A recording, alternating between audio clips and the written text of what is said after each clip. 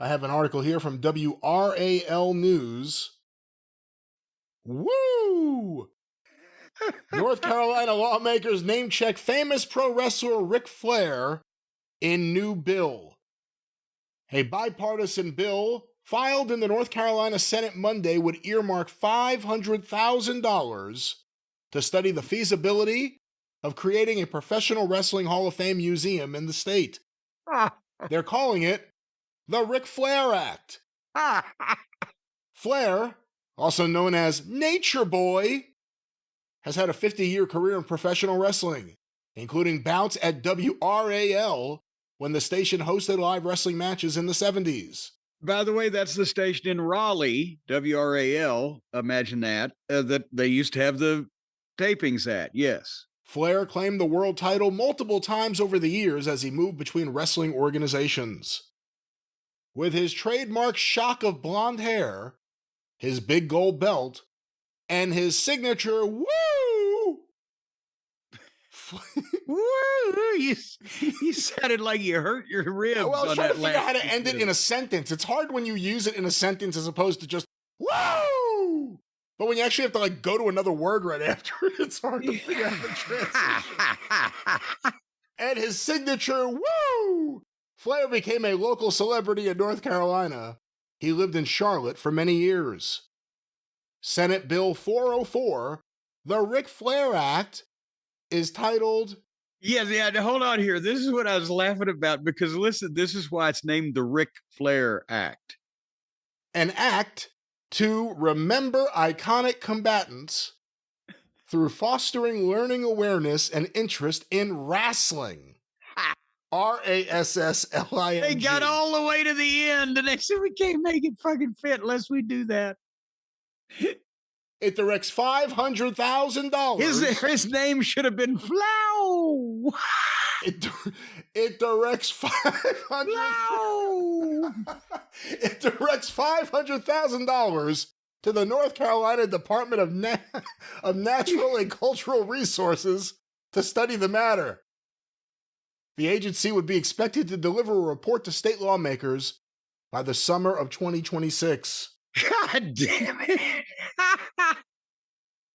It's getting $500,000 in a year and a half in a Republican state, by the way, for the government to figure out whether it'd be worth their effort and time and money to have a pro wrestling Hall of Fame museum in North Carolina before they even spend any money on actually having it.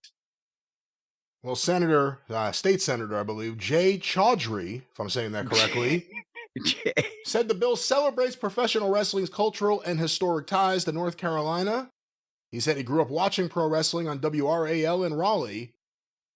Our shared cultural heritage in this state is college basketball, NASCAR, and professional wrestling, Chaudhry told WRAL.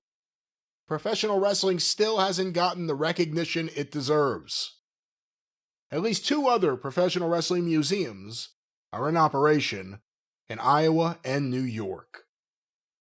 Well, that's behind the times, isn't it? Are they talking about the one that went from New York to Texas and then was flooded out and dismembered? Well, that was the different one in Albany, right? Is it Albany? I think it's Albany. Yeah. But the other one, yeah. The other one's still up there. But nevertheless, first of all, $500,000 in a year and a half to try to figure out whether or not this would be a good idea. If you sent one wrestling promoter, woo, sounds like a plan.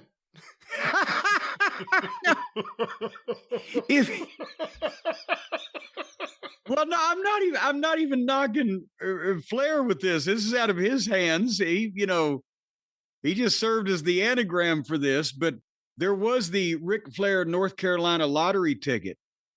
When his picture was on the North Carolina lottery tickets they were selling, this was years ago, and all the boys, the joke was every Ric Flair lottery ticket is guaranteed to win you $5,000, but they cost $10,000 each. Yeah, this isn't the first Ric Flair act in the news in the last few years. All right, now, come on now. My problem is you and the Egyptian. Here comes the Egyptian. God damn it, what I'm trying to say to you is, if you sent one wrestling promoter around the state in a car for about 2 weeks, he'd be able to figure out if there was a building that anybody could rent a space in a place that anybody would go to with that would be interested in an exhibit or some type of museum about pro wrestling, its history in the Carolinas. And that would be probably in conjunction with some kind of existing business, whether it be a fucking, sort of on the, for the people who know the Quaker Steak and Lube, where they're into the bike nights and they got motorcycles and motorsports cars hung upside down from the ceiling and whatever. Some sports bar, whatever, I don't know. But to have a museum devoted to all of professional wrestling, you'd really have to get, as they have, and also Charlotte's a bigger city than the other places that are involved, but you'd have to get, the local arena, I think it is in New York, is involved. And the Iowa, the somehow the town council or local civic affairs are involved because of wrestling in the heartland and the Frank Gotch legend and blah, blah, blah. But I don't see any place in the Carolinas where, unless it was a place you could also go and eat and drink, or it's part of another attraction, where a wrestling Hall of Fame would be a money-making proposition. Crockett didn't win. Well, they haven't said anything about it being a for-profit. That hasn't been said. Well, but goddamn, even to just not spend all the money that it would cost to run it on something like that, I don't see. And again, because it would have to be a Carolinas-centric wrestling Hall of Fame, because most of the people there, again, unless they moved from New York when they were small children, who's Bruno Sammartino? When you get back into the territories, you're going to have that where, to maybe a large segment of today's audience, or even people who didn't grow up in that part of the country, they're like, who is this? But for the people in that part of the country, if you incorporate anybody else, they're like, well, who the fuck is that? So, when Vern Gagne walked out in the Mid-South Coliseum on that first show that the Jarrett went with the AWA in 1978, people were like, what the fuck? It's like, eye roll even, because he hadn't been there in 25 fucking years. So, but nevertheless, it'd be tough, because the other thing too, like you said, it'd be one thing if it was a Carolina-centric Hall of Fame, but even that, at a certain point there, with any of these states, if anyone says it's going to be a, Montana Hall of Fame, a California Hall of Fame, if it's just about local wrestling, there's a point where it ends, and then you're just talking about wrestlers who were born here, not anyone who had a career here, really. And that's the big difference. You kind of have to make it a national one, and if you're going to start one up from scratch, what are you going to display? Forget about finding a building and where, which are major problems. But they got $500,000, so hey, drinks around the house. But what are you going to fill it up with? Well, again, that's why, because in the Carolinas, it's such a unique place. That's why the fan fests have done so well for so long. And, their territory kind of morphed into one of the national companies. It was still the Crockett brand, kind of slash NWA brand slash Southern wrestling kind of brand. Ric Flair was still there. They had a lineage to that major, territorial promotion that was stronger than anybody else's except for Vince's. And even then, now they've been out of business 23 years. So, God, no, 24 now. So there's a cutoff age at that. And then, some of those guys, including Flair, who's still recognized today, they went on to the national TV. So in the Carolinas, you can get away with something like that. And I hate to say it, people always say I take up for it. In Memphis, not even in the other towns. Nashville, I think the ship has sailed. Louisville, maybe a curiosity, a blurb in the paper every so often.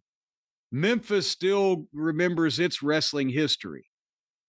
And as we've seen now, it's getting, shorter. Dallas, the Von Erichs still mean a bit, but it's not hysteria like it used to be. So you're right. There's one audience that's kind of aging out from having large numbers. And then it becomes a national thing where there's no particular local attraction. That's the problem with having a wrestling Hall of Fame museum, who's in it, where it goes, whether it's for profit or not, just like some of the wrestling promotions, whether it's for profit or not. If there was a Carolinas one, think of how many people in what would need to be kind of the first class wouldn't be there because they were dead. No Ole Anderson, no Gene Anderson, no Johnny Weaver, no George Becker, no Assassins.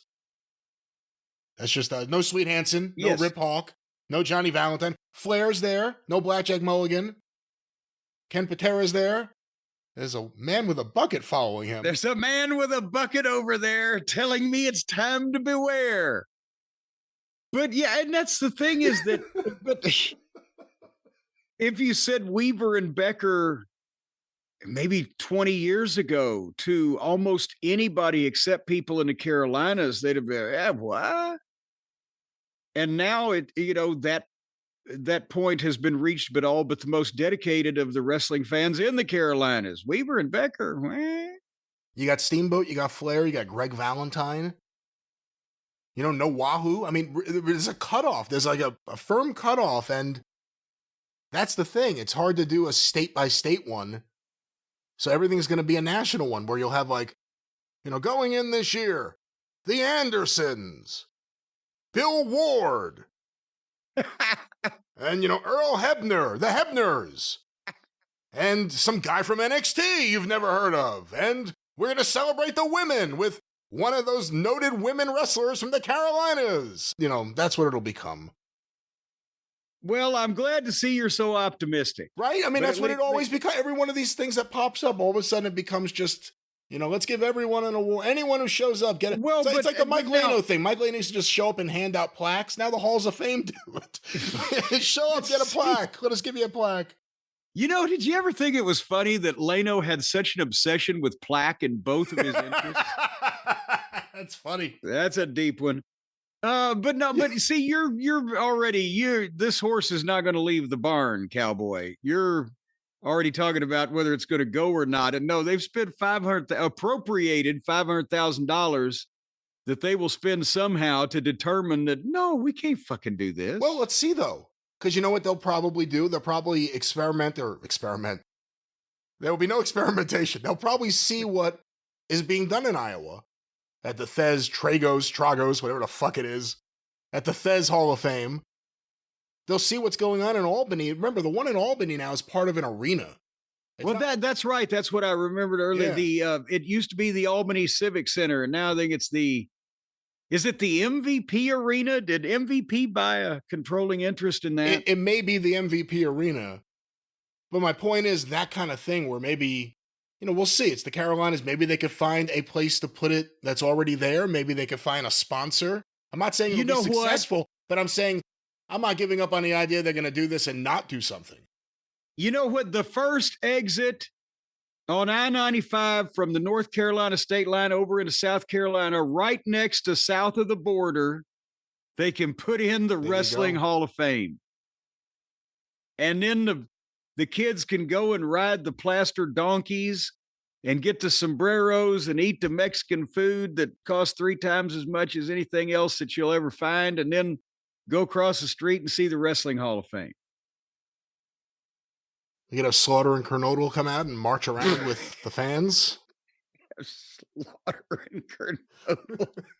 Oh, my God. Bill The word Ward. slaughter and on the border or south of the border fucking restaurant is probably goes hand in hand. I have an interview somewhere from like 83 with Slater and Norton in Mid-Atlantic.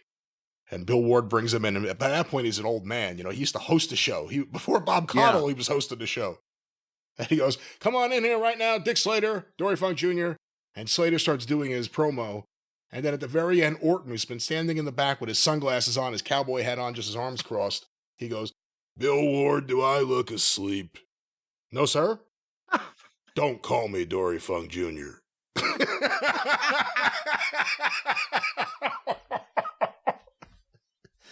Well, we'll see if that video is on a loop at the Wrestling Hall of Fame under the Ric Flair Act. You know, I mean, was there ever any money put on if there was a Ric Flair Act that it would be about a Wrestling Hall of Fame? Well, you know, Jim, on the topic of Bruno Sammartino, famously, he wore a wig, or several, and through several phases. There was Mop Top Bruno, there was Lou Alcindor Bruno, there were various Brunos, and then eventually he embraced his natural receding hairline, but it looked good. It actually looked good and classy on him. But obviously, based on his mustache later in life, and the color of it, he may have wanted to keep the dark hair at least. Imagine if Bruno Sammartino had had simpler hair color to help him feel confident through his matches.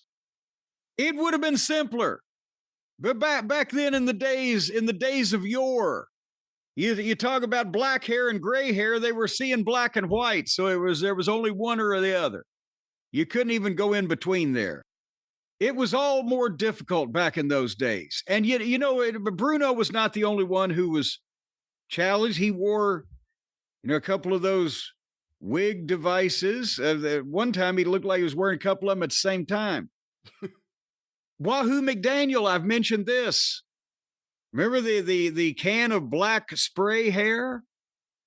There was a can of black spray that you could get at this is in the late 80s, early 90s. And Wahoo's hair was jet black, but he had a big old bald spot up on the crown of his head, and he would comb his hair over, and theoretically, you were supposed to spray this stuff on the hair that you may have, and it would make that hair look thicker and darker. But he would spray it on his bald spot like a can of spray paint, and he goes out in the hot buildings, and he's got a chin lock on the guy, and he's sweating, and he's dripping black paint down on his opponent's face because his head is running. See, it was primitive back in those days, Brian, is what I'm trying to say, but no longer. No longer. Because of our friends at Simpler Hair Color. Our friends at Simpler Hair Color. This is an echo in here? What, I thought I just said that. I'm reiterating, they are our friends. You're reinforcing it that they are indeed our friends.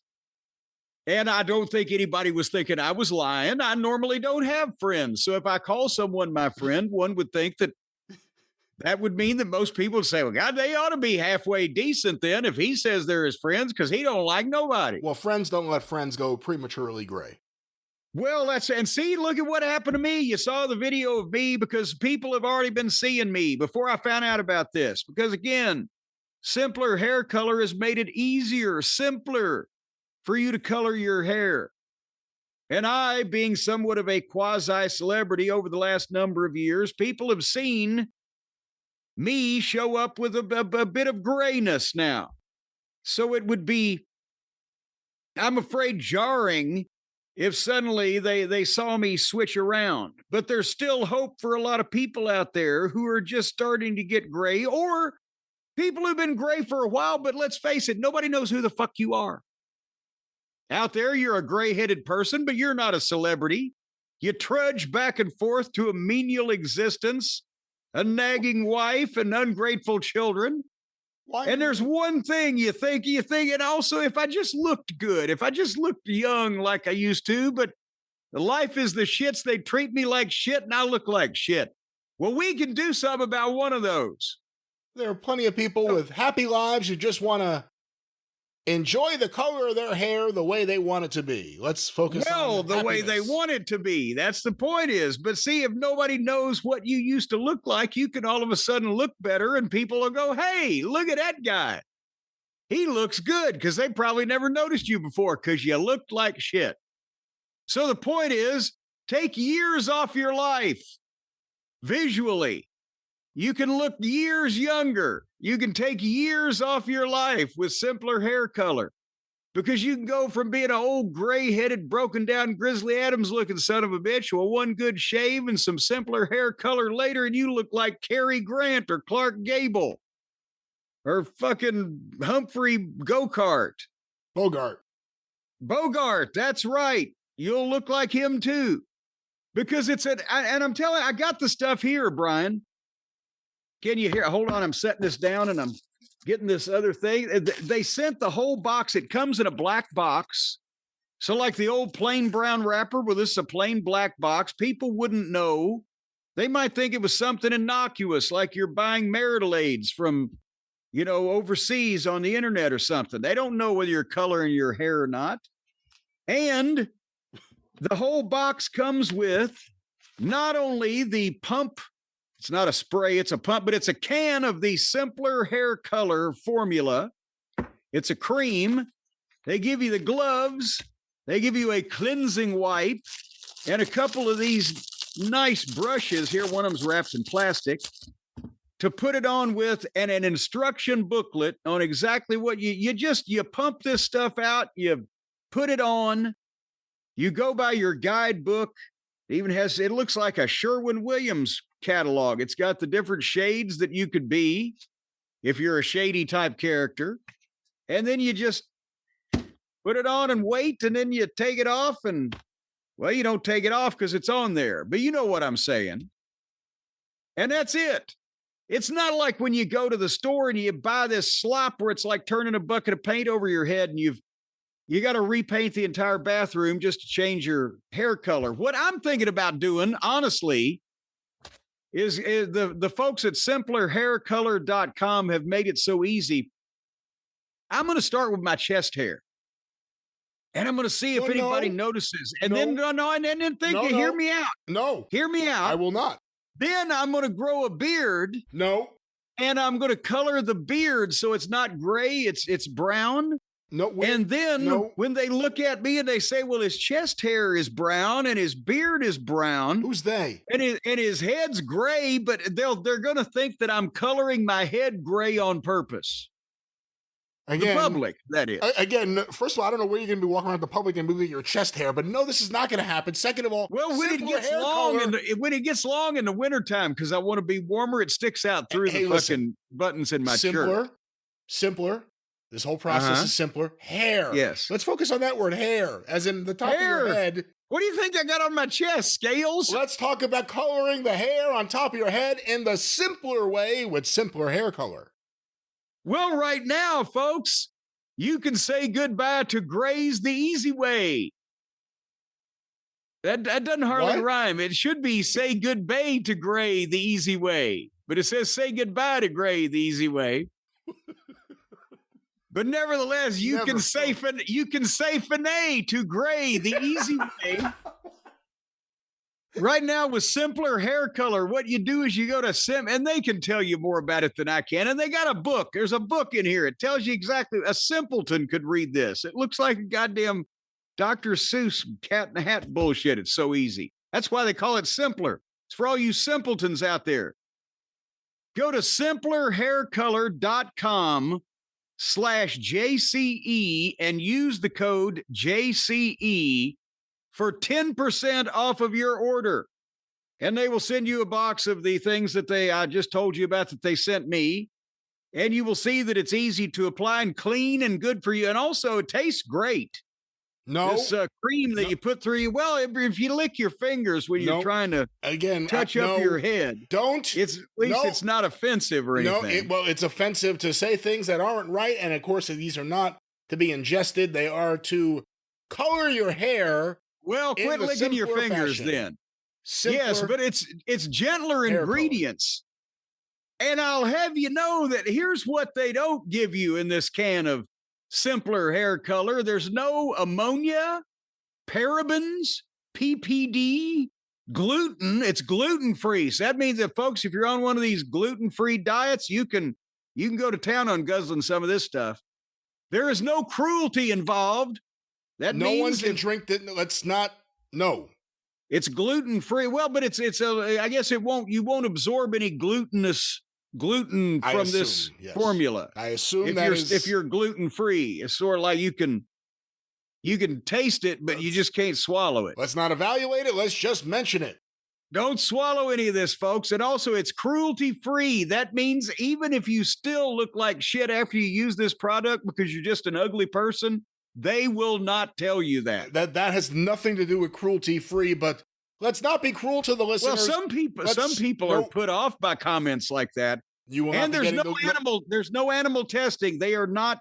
So because there was a story that one of these other competing companies was going through neighborhoods changing the color of people's dogs and cats.